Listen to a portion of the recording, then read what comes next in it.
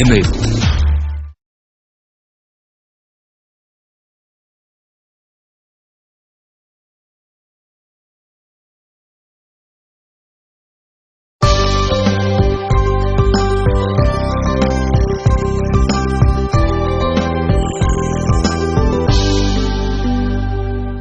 Ladies and gentlemen, I'm pleased to welcome you all to the Yes Bank, Yes Global Institute Annual Startup Conclave on the theme, Empowering Women for Entrepreneurship.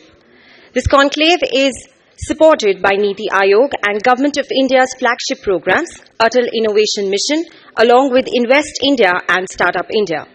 May I now invite Dr. Surabhi Dewra, President, Yes Bank, Yes Global Institute, to kindly deliver the welcome address. I'm truly delighted that Deepak and Mr. Ramanan could be with us. And this panel and this conversation is one of our first editions of what we hope will become many more to come in the series of not just dialogues, conversations and initiatives, but truly create a movement which will create a groundswell to take this mission forward. Let's hope that this is the conversation and just the start of the first one. Thank you for listening. Thank you very much, Dr. Surabhi. May I now request the dignitaries on the dais to kindly release the Yes Bank, Yes Global Institute white paper, Empowering Women for Entrepreneurship. For this release, I also request Mr. Nikhil Sahani, Group President and Head Government Banking Yes Bank, to kindly join them on the stage. Ladies and gentlemen, this report is a key citation for building an enabling ecosystem for aspiring women entrepreneurs and provides a roadmap to achieve 25% women entrepreneurs by 2025.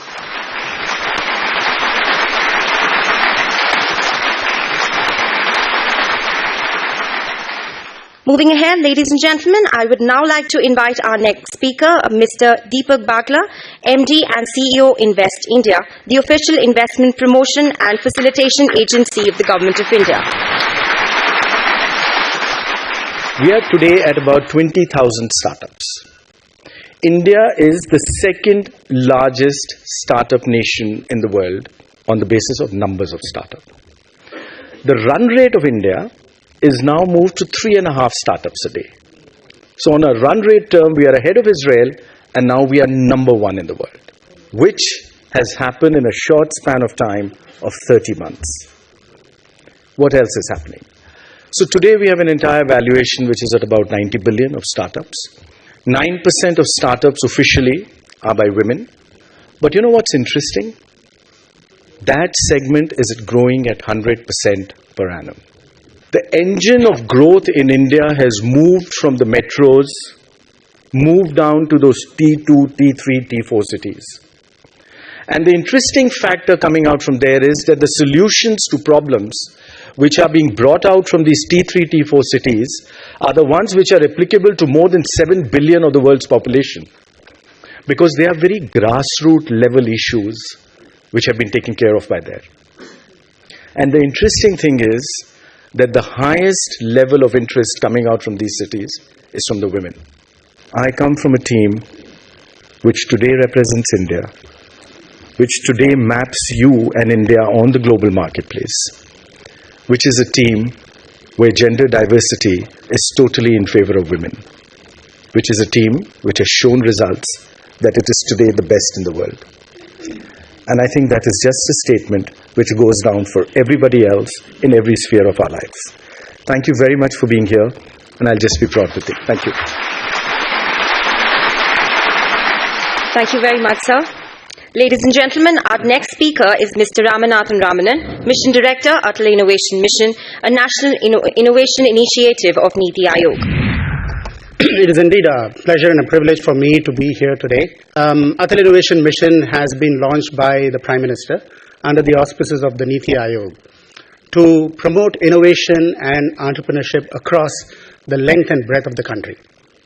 India has never lacked for great thinkers, great innovators, great scientists, great engineers, great doctors, and women have been a very, very integral part of it, but they all succeed tremendously when they go abroad, when they go to the US. Any girl child who becomes a student in the US is occupying very high positions. What they have done effectively in the US and in Europe and in the Western countries is created an ecosystem of innovation and entrepreneurship which enables everybody to flower, to blossom, and to realize their full potential. What the Atal Innovation Mission is therefore engaged in is how can we create that ecosystem of innovation and entrepreneurship that is going to allow both men and women, the boys and the girls, the youth of our country to blossom and realize their full potential. We have launched recently what are known as Atal New India Challenges. Atal New India Challenges are challenges which are product innovation, to stimulate product innovations which will have commercial and social impact. Up to 1 crore of grant is given to the successful applicant of that challenge. Recently, we launched 17 challenges with the help of 5 ministries: the Ministry of Agriculture, the Ministry of Transportation, the Ministry of Railways, Ministry of Urban Housing Development, as well as Ministry of Drinking Water and Sanitation. The time has come for all of us to ensure that we put our hands to the wheel and make sure that women entrepreneurs succeed, because in that success will be the success of our country, and that success will be the success of our world. Thank you very much. Thank you very much, sir. Yes Bank is truly honored to partner with iStart Rajasthan towards developing a robust startup ecosystem in Rajasthan. May I now invite Mr. Manu Shukla, iStart Project Officer, Department of IT and Commerce, Government of Rajasthan, and Mr. Nikhil Sahani, Group President, Head Banking, Yes Bank, to kindly come to the stage and join our dignitaries in unveiling the collaboration agreement to commemorate this joint endeavor. We're also truly fortunate and blessed to join with our advisor and board member and mentor of the YGI. May I please request Ms. Radha Singh to join us on the stage.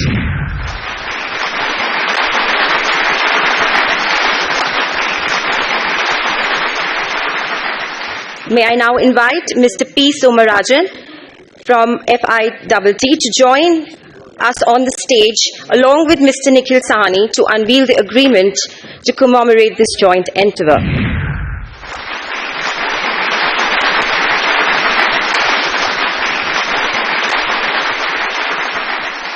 I would now like to invite Mr. Manu Shukla to kindly say a few words. In the last 5 years, there have been dramatic changes in the state of Rajasthan altogether. 5 years back, when people used to talk about Rajasthan, the only thing that used to come to their minds was tourism, deserts, and a lot of related things. Today, I'm very proud to share with you, one of the biggest startup ecosystems of the country today runs in Rajasthan. The vision and mission is very clear. Any and everything that a startup requires, irrespective of it being mentioned in a policy document or an action statement, whatever startup requires is available out there in Rajasthan. When I say that there's an actual statement that we have released which says any benefit that anyone is ever going to be requiring for startup promotion, any entrepreneur who wants to come forward and join hands with iStart, it is going to be given across to them. So I'm hoping with a partnership with Yes Bank, we are going to be taking this further to the next level. Thank you very much for the partnership. Thank you. I now request Mr. Somarajan to kindly come on stage and say a few words to the audience. It's really a pleasure to join hands with Yes Bank to fund our startups. IIT Delhi was one of the first institutions in the country to have an incubator, and we started with a technology business incubator way back, about 15 years back, and we have had quite a few success stories. Our startups definitely can do with more funding. I mean, that is always a possibility. So I welcome this initiative and thank Yes Bank for this. Thank you.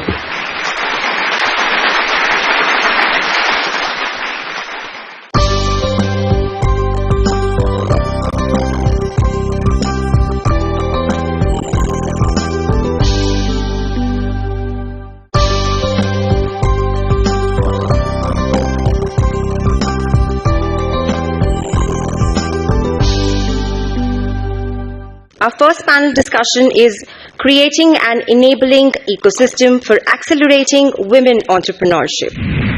May I please request Rama to open the floor? I think the biggest challenge, I represent the tech industry. My entire career has been in the tech industry. I think in India, particularly in the tech and in banking, we've done a relatively much better job in nurturing women talent. more niche domains as you get in artificial intelligence, robotics, you look at cybersecurity. I think we have to first build the skills base, the talent pipeline, and people in the leadership roles who can come out and start the enterprise. Neeta, I turn to you. You're also the mentor of the Hull Prize and yourself a leader of change. From the solutions approach, and also what is it that we can all do and your experiences? Entrepreneurship is a necessity because it is a source to generate income and a source to generate wealth and a source to fulfill your aspirations. Sally, over to you. Very, very eager to listen to your stories. There's a lot of unrealized potential in the rest of India, the India that most people don't know. There's a huge amount of need for work, need for people's attention. Handloom takes place in the mysterious, invisible India, which most of you do or don't know. I don't know how many of you travel very much. I'm here, first of all, to thank Yes Bank for their support, because they have supported us many times. In our latest enterprise, which is called the Handloom School, we get together young weavers, both male and female, from 10 different states of India now, 10 different areas, to teach them to be weaver entrepreneurs. Now, the number of people who continue to weave will continue to decrease all the time, right? So buy sarees now, if you want. It's not going to be that drastic that fast, okay? So when you're looking and you're also sharing your story, is it important when you look at a mixed team or an all-woman team, what is it that goes on in the heads of people who will be making those calls and decisions? I think Accenture is probably the only company in the world, and I'm not sure if there is some other company, but excuse me if there is, but we have made a public commitment that by 2025, we will have gender parity in Accenture, which means 50% of our employees, 425,000 employees will be women. Right? So I think that's a very clear indication of what we think about this subject. And there's a very specific reason for that as well, amongst many others. Accenture is very big on innovation, right, as some of you would be knowing, and we feel that innovation comes from diversity. I lead Accenture Ventures and Open Innovation Program, and work constantly with startups all over the country as well as from outside the country.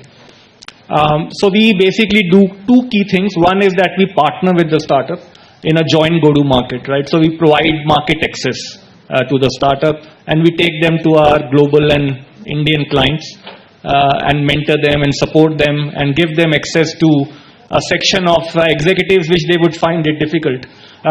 What they give us in return is innovation. They give us a very strong piece of technology which we integrate with Accenture, and then we go and solve a problem for a client. This is not just about taking forward your presence or your personal likes and dislikes and discovering what could have just been a scrapbook and making that into a hyper-local, interested business model, and a very successful model at that. Suchita, tell us more about your journey. I think the key to success for me really has been don't use that as a deterrent. Use that as a way to power through any challenge that comes your way. And I guess that's where we do what we do, and that's why we believe in powering the underdogs of small to medium businesses, which is what we do through our platform. But what excites me as a young female in tech is if I can do it as under 30, non-engineering, non-MBA, we all can, and that really is a story, and that really is a hope. Let we women take us more seriously. Let us take ownership of our decision, and let us take our commitments, work, ourselves as a priority. Not saying that rest is not a priority, it is, but let's take these as a priority. And that's when we can demand the entire ecosystem to support us. Before we start with this panel session, I would also request Ms. Pooja Serene, co-founder of Inc. 42, to kindly join us on stage and, along with the other dignitaries, release the Inc. 42 Yes Bank Report, Startup Funding Ecosystem in India 2017. The report aims to encapsulate a detailed analysis and insight on the prevalent funding scenario in the Indian tech startup ecosystem. Initially, when a women founder comes and pitches to you, and there are a lot of IN members sitting, male, female, both, what is the first reaction? Is there a bias? Is there a thought process? Or is just another company? Honestly, Weber, when entrepreneurs come to pitch to us, it's only neck up. There's nothing neck down about it. I mean, all that we at IN and our investors, and I think to a large extent, a large part of the VC angel community, it is really the person who matters. It doesn't matter what the gender is. Does the person understand the problem? Has he or she, for that matter, put an innovative product or a solution together? Can they scale it? Can they make revenues? Can they create a valuable company? I think it's very, very gender agnostic thinking that happens. I've not, till date, I think we've been around for 12 years in IN, before that in TIE also what I've seen. Gender hasn't played a role. Nidhi, you were running a company earlier, Karya, and now you're with a VC fund. And you mentioned that you had extreme experiences. Can you just brought in a bit of experiences on both sides? Yes, the ecosystem exists with this very large spectrum of experiences, where while I did receive my largest validations from a male VC investor, so the system is balanced in that sense, but I would not turn a blind eye to the existence of those people who believe women are easy to push around. I will ask Dolly to quickly give us a brief of what all she has done. She has trained 50,000 entrepreneurs over the time. She is building 10 product startups, supporting 10 product startups in India. 4 she has been successful with. She has worked with a lot of fintech programs with banks as well as governments. Dolly, over to you. I have been in the entrepreneurial ecosystem consciously for about 15 years. Last 16 years I've run my own company, and now I have moved in. So personally I had been helping, mentoring startups, training them to specific niches, and trying to really create a high value chain which is on the technology enabled startups. And I'm very proud that 4 technology product entrepreneurs have been able to take them global right from college. So I've seen all the ups and downs, but personally I feel that still there is a lot to be done. You as a company have always been built upon women workforce. So what are the learnings? Could have been done better if other way around? Is it the best thing? I'm so glad to share that at Franchise India, still 60 to 65% of my workforce continues to be women, young women, mid-age women. In fact, I was telling him that I have 6 main verticals, and my 5 main verticals are actually CEO'd by women who lead that vertical, and typically like a 10 to 15 CR business across these verticals that happens. It was not the case earlier. There used to be middle level jobs, lower level jobs that were for women, and I'm talking early 2000, but I think that's really changing. Past 2015, that has seen a big change. I now request Ms. Rinki Dhingra, Senior President and National Head Government Banking, Yes Bank, to kindly deliver the vote of thanks. It gives me immense pleasure to address this esteemed gathering at a time when India continues to make rapid strides in strengthening its vibrant entrepreneurial ecosystem. If we look at the broader picture, I think India is witnessing a lot of change right now in the economy, and we see a lot of women participation happening. Women in corporate world have been a norm for some time now, but I think we are also very delighted to see that women are now coming up as entrepreneurs in startups, and if 9% of all startups are owned by women, then I think that is a good statistics for us to know and to feel proud about. So Yes Bank has taken it upon it themselves to help startups and women entrepreneurs together. On behalf of Yes Bank, I'll take this opportunity to thank each one of you for attending today, and for the people on the dais who've given us such insightful thoughts. Thank you so much.